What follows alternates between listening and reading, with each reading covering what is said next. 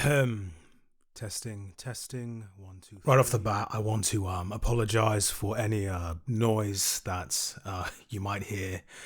I'm having work done at the house at the minute, so unfortunately, we'll have to put up with that. I will try and edit around it if it does become too much. So, it has been about 2 days since I watched the film Midsommer. What do I say about that? I will start off by saying that I believe I can say, I'm going to say with reasonable confidence that Midsommer is the most disturbing film that I've seen in my life, which, to be fair, isn't a very long life, but yes, it certainly left an effect on me. Before I watched it, I had actually watched the first episode of Bee and Puppy Cat. It's this cute new Netflix show that is kind of like this, a mix between Animal Crossing, Steven Universe, and Adventure Time. Very cute. I enjoyed it quite a bit. After watching Midsommer, I had to watch episode 2 as a way to kind of detox myself before I went to bed. Yeah, it was very, very much something. I will say it was a good film. I enjoyed. That's the thing, isn't it? I can't say I enjoyed it because I didn't enjoy it. It was quite an uncomfortable watch, but it was a good film. Quite a good film, I will say.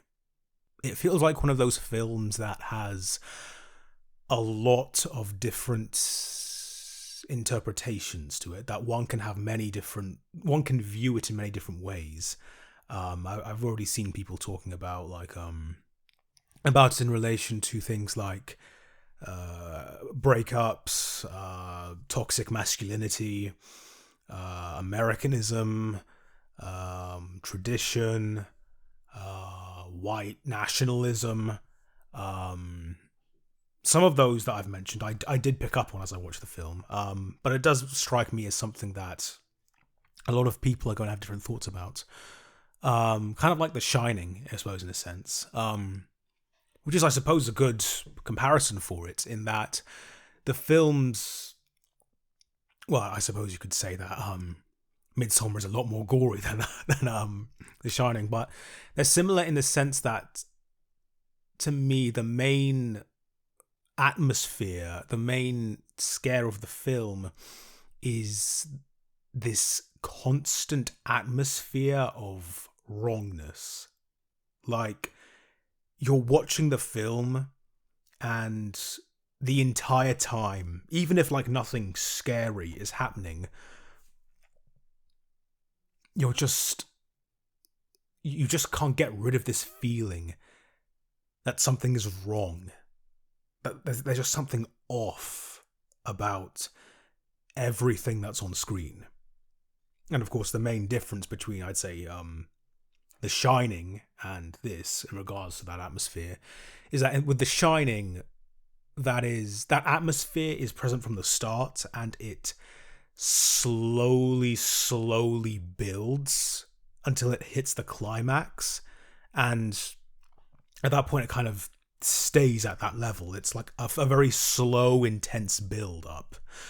Whereas with Midsommer, I would say it has that same atmosphere all throughout the film, except it is punctuated by these really intense moments of proper visceral horror.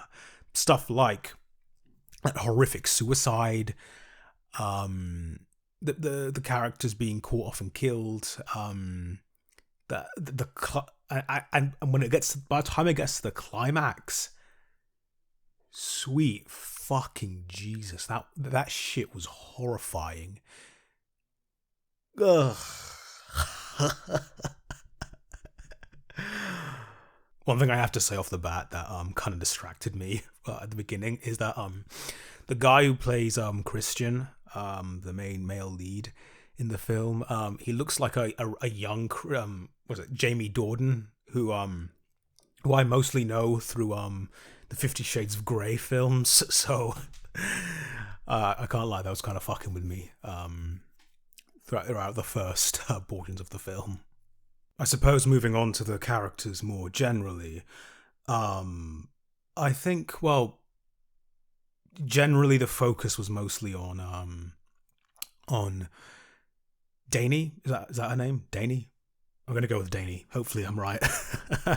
But Danny and Christian, um I'd say out of all the characters that are like of the main characters, you could say, I'd say they're the two that are given the most focus, really. Their relationship, really. Danny especially. I think. Well, there are a few things that I think. Well, there are a few things that I got from the film. One of them being grief. I think the film is very much about grief and the struggle to process grief and how vulnerable one can be. How vulnerable one can be in the midst of grief. In the opening minutes of the film, Danny loses her family in a murder-suicide, and that hangs over her for the rest of the film. And in the end, she is able to find a new family in the form of the cult that has killed all her friends and her boyfriend as well.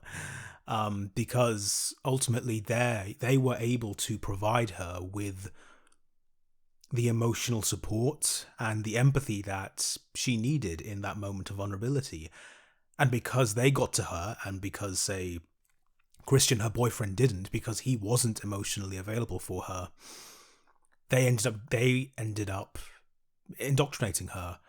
They were the ones who were able to get their hooks in her. And as I was watching the film, it was around the time that she won the May Queen. She was crowned May Queen, and that was when the term love bombing popped into my head. I was thinking, oh my god, they're love bombing her.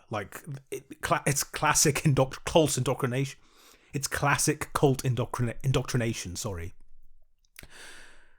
And yeah, that something about being manipulated and taken advantage of in your hour of need like that, when in a moment where you should be where you're so vulnerable, where in many ways you need to be so vulnerable, to be taken advantage of like that and abused and manipulated, it's something that really, it's a thought that really terrifies me. And I think that's what terrified me about the film. It's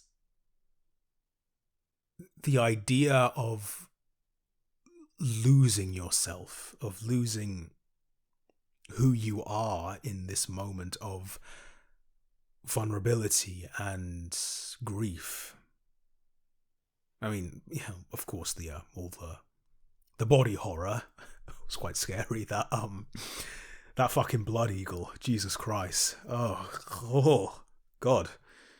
That was, yeah. And when it comes to the gore of the film, I remember my dad had watched it a year or so ago, and he mentioned that he found it gratuitous. It's definitely very shocking, I'll say that. But I think what makes it work for me, what makes me find it genuinely terrifying, as opposed to just schlocky bullshit like you would in, like, I don't know, a Friday the 13th film, is that they act as punctuation and climaxes to the atmosphere that the film works very hard to build throughout the film. And since they're used like that, it's yeah, since they're used like that, it really does work more for their intended effect, I would say. um another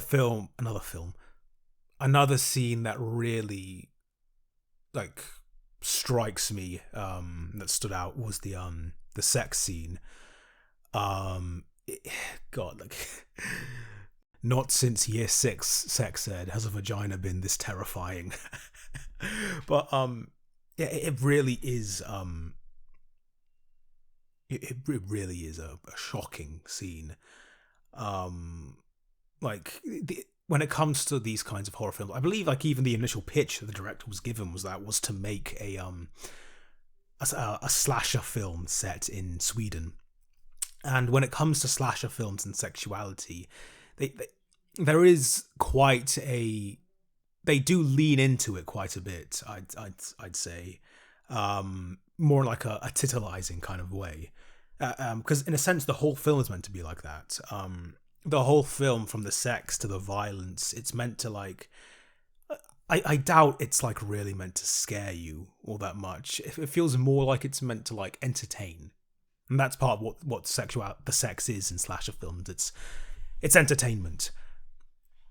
In here, in this film, the way it was treated was, again, very different. In that, again, as with all parts of the film, it serves to emphasize the horror of the situation. What's quite interesting is how it also frames male nudity as well, which isn't really a focus, like, because, again, the male gaze and all that.